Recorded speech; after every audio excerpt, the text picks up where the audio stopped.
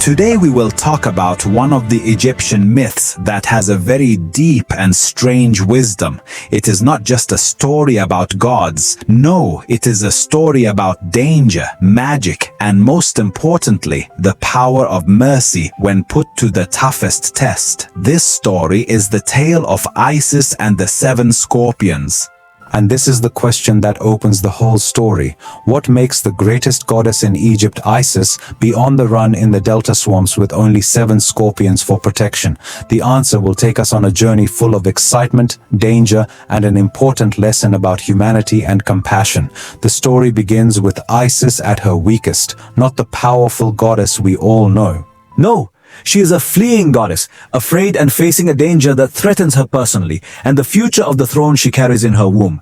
So, what brought her to this point in the first place? The whole story began when her husband Osiris was killed by his brother, the evil god. The biggest disaster was that Isis was pregnant with her son Horus. And of course, she knew and was certain that if Set got wind of the existence of an heir to the throne, he would kill him immediately to remain in control. Indeed, Set managed to reach her and imprisoned her, but at the last moment, the god of wisdom, Thoth, intervened. He not only freed her, but also advised her to hide in the delta marshes, and to ensure her safety, he gave her a very special kind of protection. 7 giant scorpions to guard her and the future of Egypt that she carries within her. And here the real conflict in the story begins with Isis on her journey. During her long escape to the swamps, she encounters 2 completely opposite characters, each of whom determines the course of upcoming events in an unexpected way, allowing her to escape without anyone recognizing her. Isis had to abandon her majestic divine form, so to the people who saw her, she was nothing more than an old poor woman barely walking, surrounded by a strange and frightening entourage. Her 7 scorpions went with her, and Isis knocked on the first door she encountered, the door of a luxurious palace belonging to a very wealthy woman named Asret. As soon as the woman opened the door and saw an old poor-looking woman with that terrifying scene around her, 7 scorpions walking behind her, she slammed the door in her face with utmost cruelty. But Isis continued on her way until she reached a very simple hut, the hut of a poor fisherman's daughter. This girl, despite her meager means of living, saw nothing but an elderly woman in need of help and a place to rest. She immediately opened her home to her, gave her some of the little food she had, and prepared a warm place for her to sleep. But Isis's guards were not just ordinary guards. The insult their mistress faced ignited a fire of revenge within them. And here, the events take a very dangerous and tragic turn. The scorpions endure this insult. Their mistress, the greatest goddess, was treated with such cruelty by someone who had everything in the world. Anger was boiling inside them, and they decided they had to avenge her in their own way. Their plan was terrifying and organized. The 7 gathered together, each of them putting their poison in the needle of their leader, whose name was Tephen. And then Tephen sneaked in the quiet of the night and returned to the rich lady's house, entering under the door. Inside, he found her infant son sleeping in his bed, and with all the concentrated venom inside him, he did not hesitate. At this moment, the story reaches its climax.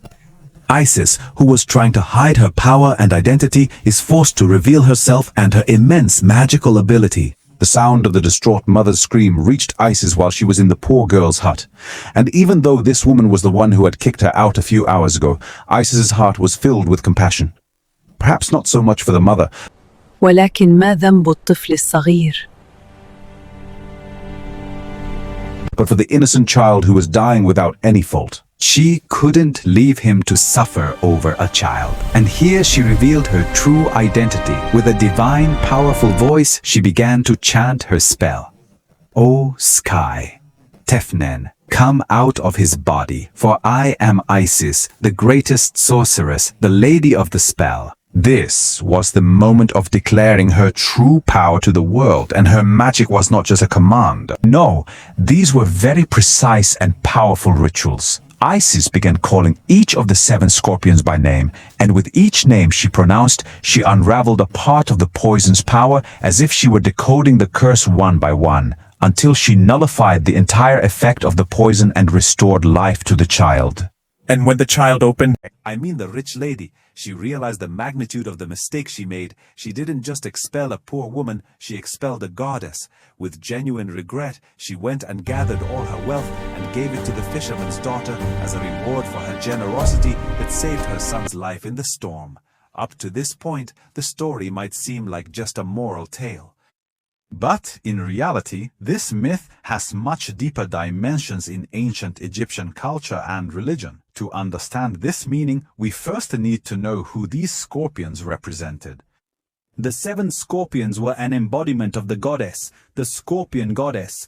In an environment like ancient Egypt, full of venomous creatures, it was very natural to have a goddess responsible for venom and healing from it.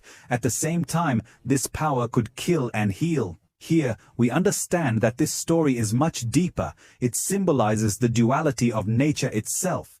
Scorpions represent the power that steals life, while Isis represents the healing power that gives life. This myth also shows us something very important in ancient Egyptian religion, and how the worship of a powerful goddess like Isis was growing and absorbing the attributes of other goddesses like Serket. It's as if it says that Isis is the strongest. She is the one who controls the power of poison and healing together. And the strangest thing of all is that the spell in this story wasn't imaginary. No, it was a real spell. They used to engrave it on stone tablets, and people would recite it to heal themselves from scorpion and snake bites. It means it was part of their medicine. And of course, in the end, the very clear moral lesson remains: humility and compassion.